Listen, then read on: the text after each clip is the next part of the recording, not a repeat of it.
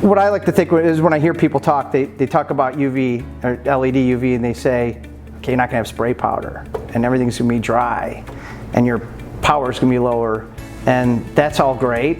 And to me, that's actually all the hooey. The good stuff is what I'll tell you about in my experience here in a minute. But so the real benefits, rather than what you hear about,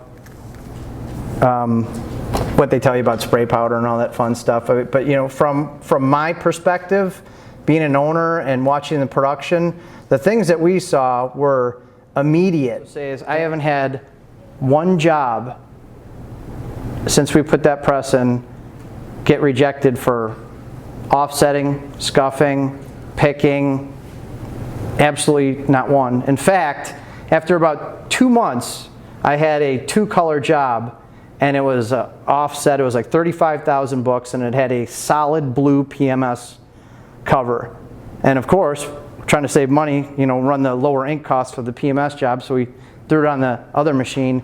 The next day, we tried to run it, and it was a hot job, and it was offsetting the fold. It was a mess. So trying to say, what are we gonna do? But I said, screw it, let's just buy LED ink and run on the other machine. So that day, we got the ink in, ran 70,000 impressions, and the next day we folded it and stitched it and got it out.